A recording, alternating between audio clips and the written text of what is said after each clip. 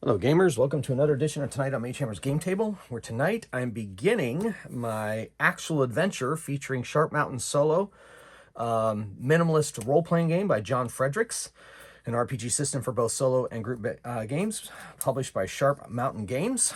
And in my last video, I created my character, Sando Fuzzfoot. She is a halfling who tends towards the warrior side, and Tim of Bunny Rabbit Run, who is a magic user.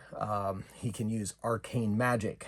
And so go back and check out that video if you want to see how they put them together, but you'll see them in action here very shortly. One little change. So last time I was exploring the Dungeon Designer's deck, and there's two ways to play this. You can take those quests, and then it tells you exactly what rooms to set up for like beginning dungeon masters, and I did that. But I thought that was going to be a little more random, and it wasn't. It just had certain cards, and that was going to be the adventure. So it's a really good tool if you're a beginning dungeon master and you need an idea to create a game for a one-shot, one evening of play, or maybe even a couple.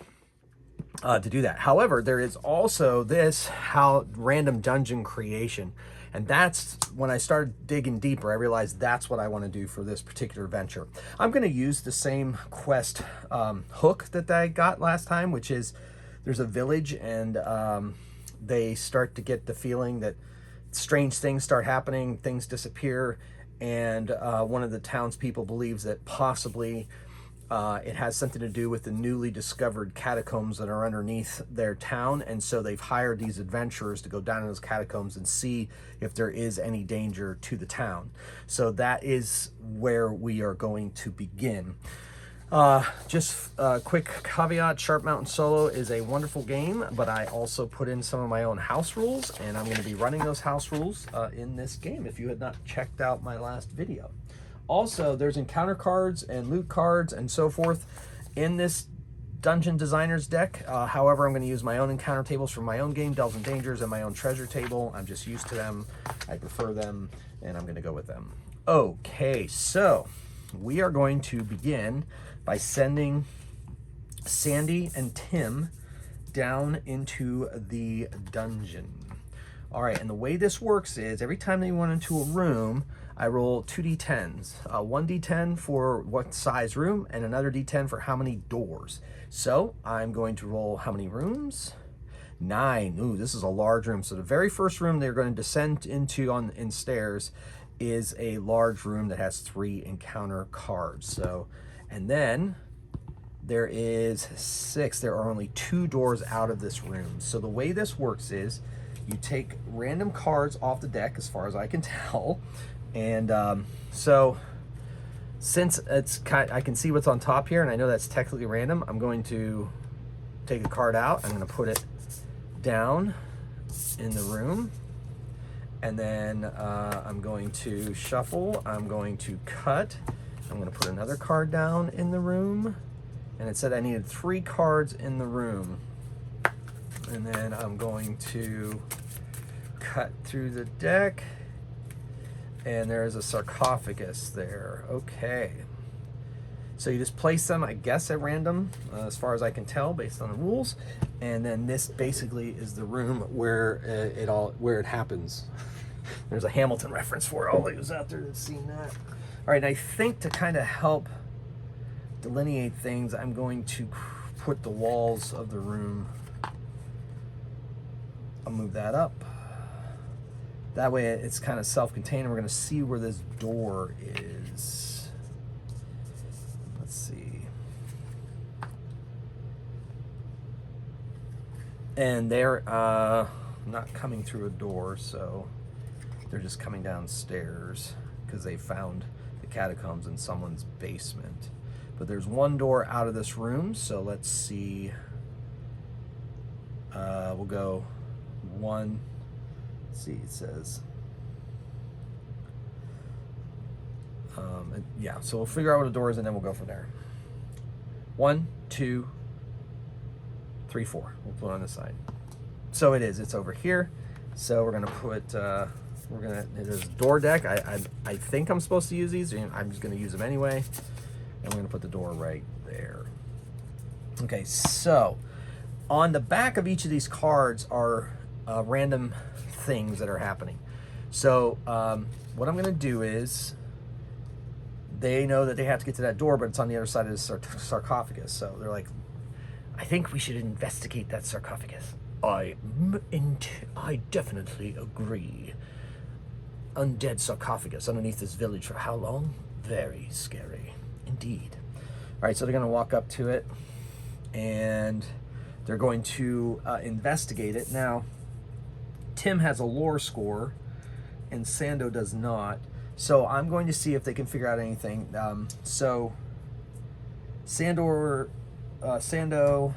is going to check, needs an 8 to find anything. Oop, lost my die.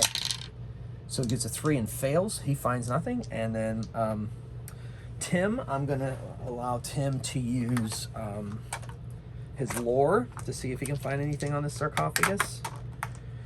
And he has a 6 score there, and he's not going to take advantage on this. He's just going to 8. So he found something.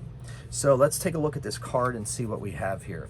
So a solid stone sarcophagus with carved family crest rests upon a raised plinth, and then you roll randomly here to see what's going to happen. And that is a 1. Unquiet dead. Someone dead spring out from the resting place. So that's beautiful. So I'm going to make it 1 undead since it's a single sarcophagus. And as he's recognizing that family crest, and it says, I believe that family crest belongs to a family that is not from this area, but is from far. And then as soon as he's about to say that, some undead pop out. Now I'm going to use my encounter table here to see if the first undead I roll will be the undead that they see. 15, Devil Dog, not an undead. I guess I can make this easier. 25, Ghast. So Ghast jumps out at them. That's like perfect. So the sarcophagus lid falls over to the side, and a Ghast pops out. Let me get my undead box here.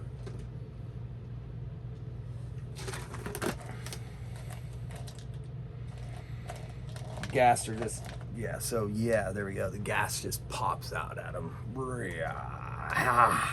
And so, there's not a monster thing, but there is, he makes it very minimalist in Sharp Mountain Solo. And we're going to say that this is a, we're going to say it's a low level. They're a little higher than a low level. We're going to say, no, we're going to go low level. We're going to give him 10 hit points.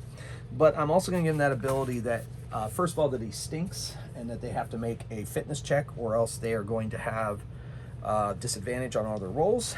And if they don't, and if they, also if they get hit by him, there's a chance they have to make a fitness check, or else they will be paralyzed. So this could get nasty. However, I'm only going to give him 1 attack. I know in other games they tend to have more than attacks, so I'm just going to give him 1 attack. So he jumps out. Now, initiative in this game, by default, is you roll a d6, 1, 2, 3. It's the good guys, 4, 5, 6. It's the bad guys. So the good guys go first. And so, first of all, the stench, they have to make a fitness check. So Tim is strangely fit for a wizard. He needs a 7 or higher. And he gets it with a 10. So he is not affected by the stench. And logically so, Sando is also very fit. And, oh, 4 fails. Okay, so Sando is going, she's going to have disadvantage on all rolls for this encounter. So here we go. Let me get a token and remind myself, because sometimes I get caught up in the moment. And so Sando is stench-ridden. So that'll remind me of that. Okay, so they do go first, though. And Tim steps back and casts a magic bolt. He needs a 5. And he gets an 8. So the highest, in my house rule is the highest score is the amount of damage done to this Ghast. And since he doesn't have any armor, there's no minus. So it takes 5 damage. So boom, automatically down 50% on their hit points. The magic bolt did its job. Then Tim is going to, not Tim, Sando, she's going to run up and stab with her sword. She has disadvantage, so I have to roll. I keep dropping these dice. She has disadvantage, so she has to roll 3 dice and take the 2 lowest roll because of the stench. All right. So that is... You have to take the 2 lowest, so that's a 6 and a 4. So that stopped her from getting a critical hit, but she does hit, and she does 6 damage to this thing, which is enough to... She basically runs the sword up through its skull and takes it out. Well, that was exhilarating. I disagree. That stench is horrid. Yes, I need a moment to catch my breath. And then I'm going to check to see... it doesn't say that there's treasure necessarily. The one thing on here says there might be, but I'm just going to check anyway, randomly, using my own random treasure tables. So my treasure tables roll D6 to see if there's anything in that sarcophagus. A 3. Yes, there's D3 times D6 gold pieces. So just a couple gold pieces laying around. So they leave those alone. They're not robbing the dead. Well, that was ghastly. I think that's why they call them that. Yeah. So, want to check out that furnace over there? Or there's some more bones over there. I wonder if they were victims of the ghast. And so, I'm going to roll on both of these to see if there's any kind of encounter.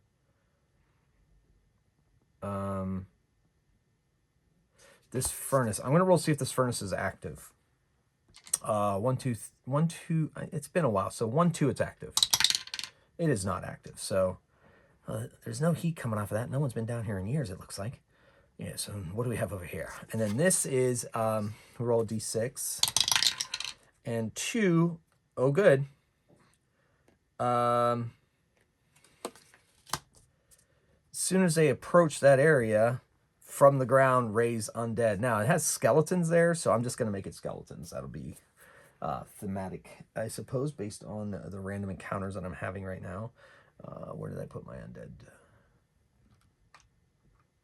Where's my undead box? Undead box, where are you? I just had you.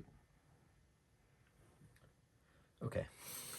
There it is. All right, so some skeletons rise up. And that moss is going to give them... They don't really have armor, but the moss is going to give them some armor. Because they are just regular old undead. But the moss covering them is going to give them armor. According to the card here, the moss gives them some kind of resistance. So we're going to make it armor. Basically treat it like armor. A -1 damage armor.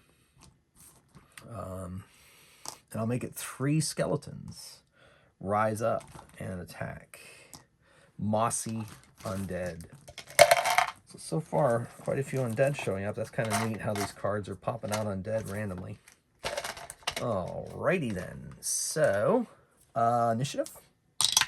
So it's going to be, what did I say, 1, 2, 3 is the good guys, 4, 5, 6 is the bad guys. So it's the bad guys. So this skeleton attacks Tim.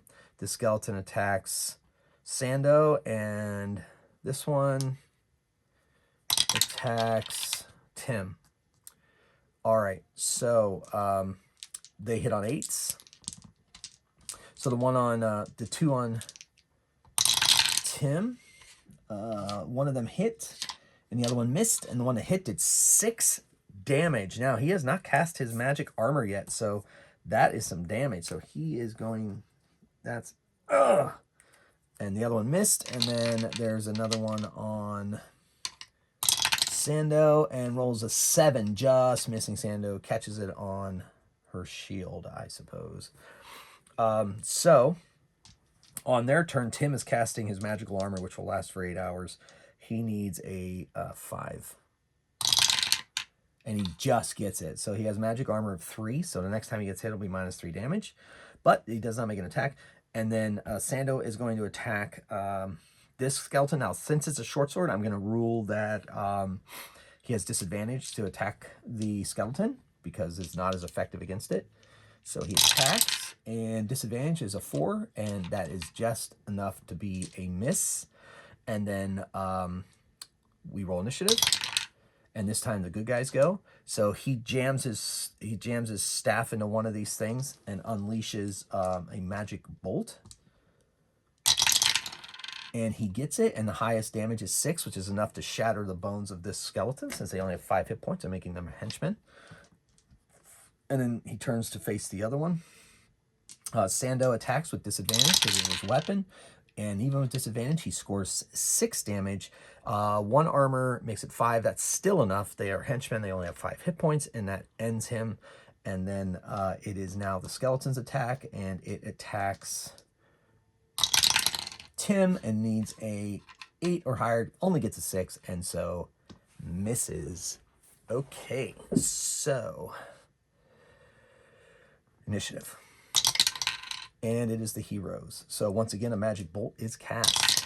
And boom. Now, when you roll doubles in my house rule, the dice are added together for 10 damage. That obliterates. It does 9 damage. You only had 5. Obliterates the skeleton. They return back to the moss as bones. We'll see if there's any treasure. There is some treasure. 2d6, 2d6. Times 2d6. And that is 5 times 8. That's 40 gold. And they're going to take that because that isn't necessarily robbing a final resting place. Okay, well, let's go see what's on this door. Now, when you go to the doors, you have to break it down or see if it's locked. Or if this one says it has a guard station. So what I'm going to do is 1, 2, it's locked. 3, 4, 5, 6, it's not. Because I don't think there'd be any, as of what the way the story's going, it doesn't appear. Well, you know what? Maybe there would be a guard. All right, let's see.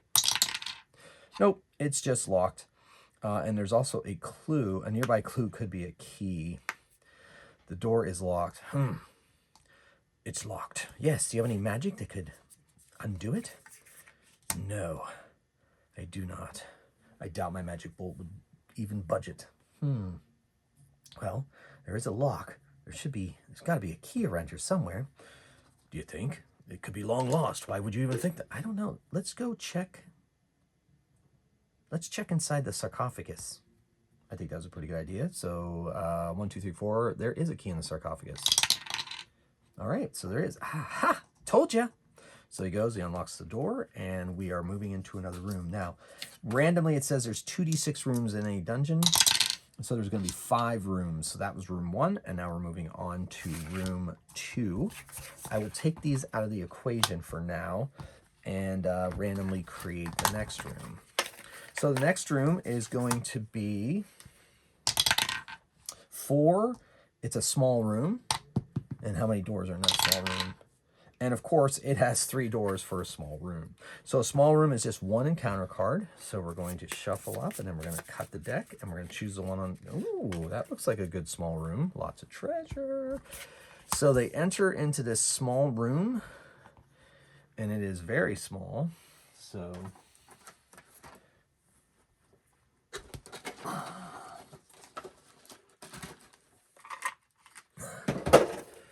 things are falling all over the place. All right. Oh, here's what we'll do. We'll just do this. Just give it a little bit of space. But there are 3 doors, and we'll just put a door in each wall. Tell you what. These seem to be special doors, I think. Yeah. No, we'll just keep doing the door thing. All right, so 1 door. Ooh, metal door over here. That's gonna be tough to get through. And then, and I think we'll count the door it came in, so as 3 doors. So these look like very sturdy doors. All right, but there's stuff here, so let's go see what this stuff is. Loot stores. Roll a d6. 3. There's guards here. A lot of coins are stored here under guard. Okay. All right. So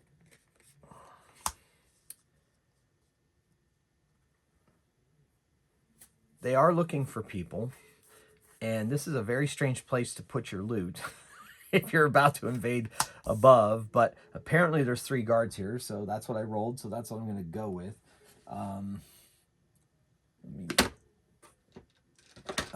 You know what? It says they're denizens, but let's say 1, 2, they're human. 3, 4, they're orcs. Or the 5, 6, they're goblins. All right, so 1, 2, they're human or other.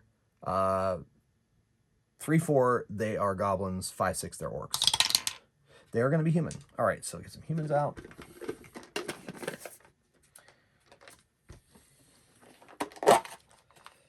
And, just anybody, doesn't matter.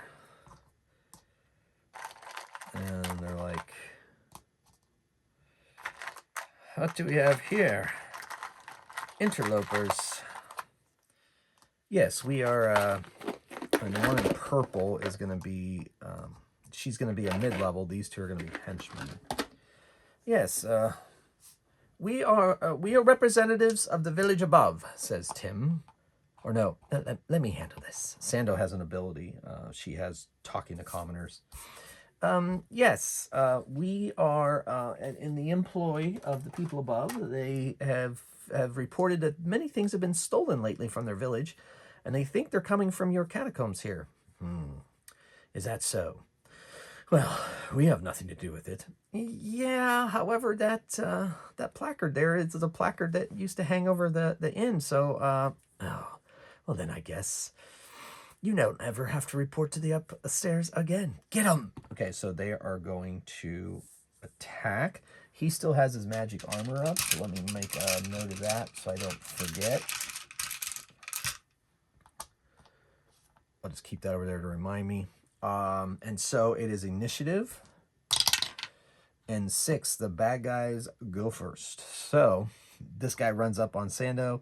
This woman runs up on Tim. Those who call me Tim. And so they attack. And the boss kind of sits back and waits to see how the first round of combat goes. So the blue ones are the one on Sando. The brown ones are the one on Tim. They need 8s to hit. And the one on Tim hit. So the higher die is 6. He has armor up, mage armor up, so -3. So he takes 3 damage. All right. And then the attack on Sando. Ooh, that is Snake Eyes. That is a complete and total miss. Probably could have a fumble if I wanted with a double with Snake Eyes. I don't know. We'll leave it at that for now. Tell you what, he stumbles and does not get to attack next round. How's that? That sounds like fun. All right, and now they attack back. Sando attacks. The guy in front of him needed a 5, missed, and shoves his staff at this woman and fires off a magic bolt. Ooh, interesting. How do I do critical fails for spells? You know what? If you roll critical fail for spells, they spell burn you for fun. D3 damage. So he's gonna take 3. He's gonna take 3 damage from that, and is not punishable by, or not preventable by armor. Gosh, he wasn't able to concentrate properly. All right, so now we roll initiative, and this time the bad guys go again. This guy doesn't get his attack. However, the leader steps up. Leader hits on 7, we're going to say. Attacks Sando and crits Sando for 10. Sando has -3 armor, so takes 7 damage. Ooh, bam, that was a heck of a hit. And then the other one, she attacks Tim again with a 6 and misses. Tim tries to fire off his magic bolt again. And this time he gets a crit, 10 damage. She has armor -1. She has light armor on, so that is still only 9. She has 5 hit points. The magic bolt slams her against that door, and she collapses. All right. And then Sando, he doesn't like the looks of the leader. She doesn't like the looks of the leader, but this guy is kind of on his feet. She thinks she can take him down, so she's going to do that. And gets a 6. That's promising. 6-3. Hits -1 off of the 6, so that's 5 damage. That's enough to take out that henchman as well, since they only have 5. hit points. However, the leader is standing strong. And the leader is like, if you think we're going to let you ruin our plans, what plans? Never mind. Then you've got another think coming. Hits on 7. Ooh, good thing that wasn't a hit. That would have been a crit. So missed. And then it's initiative. And the heroes go first. So Sando takes a shot first with her sword. She hits and does 5 damage. She has heavy armor underneath that, so it's only 3 damage to her. And then he unleashes his magic bolt and hits at a 5. And magic bolt is I could decide whether I'll say magic bolt's not modified by armor, so 5 damage. I said same as damage, but I think a magic bolt wouldn't necessarily be stopped by armor, so, or would it? I don't know. You guys let me know what you think. I'm going to say right now it isn't. And then she's still up, and so she strikes back at Sando and hits with a 7 and does 5 damage, minus 3, so 2 more damage to Sando. And then it's initiative. The heroes go first. Sando attacks and gets a 7, which is a hit, 4 damage, minus 2, so 2 more damage, which is just enough to take down the leader. And, too bad I had to kill her. I would have liked to have interrogated her. Yes, but what do we have here? So, there is a place for the treasure here. I'm going to say... Number 4 says there's a monster inside of it, but I doubt there'll be a monster inside in this case. So 5 is loot, 6 is more loot. So 1, 2, 3 loot, 4, 5, 6 more loot. Just loot. A lot of coins and 1d3 gems are stored here. So I could roll that up, but they're going to take all this money back to the base. All right, so we're looking at these 2 doors here. So I'm going to look at this door first. Let's see. All right. Roll. 1, unlocked. This door is unlocked, can be opened freely. Well, before we go through there, let's check this other door. And then they check this door, the bulkhead door, a very heavy door covered in metal plates. 3, locked. Well, this looks like something they wanted to keep out. I don't think this has been open for a long time, so I think they probably went through this door.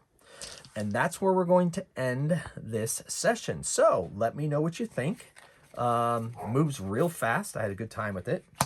I like it. I like it, John. Very minimalist. Very good for people that are just starting out. And it runs fast. I like that. Okay, so there you go. There's the first episode featuring Sharp Mountain Solo. And so... go out and download a copy from TTRPG at the link in the description below. It's pay what you want, so but I say John deserves a little bit of scratch, as I like to say, for his work, and so there you go. All right, we'll see what's on the other side of the door in the next episode. I'd like to do a shout out to my members: Grognar Solo Gaming, Nate, Jamie, Tabletop Wanderer, Todd, Surf Monkey, Kai, and Mom. Thank you so much for your support. Thank you to everybody that's subscribed. Thank you for everybody who's commented. Thank you for everybody who's just watched one of my videos. Thank you so much for your support as I go along this solo gaming journey. And until next time, keep on rolling dice and playing games. Mage Hammer out.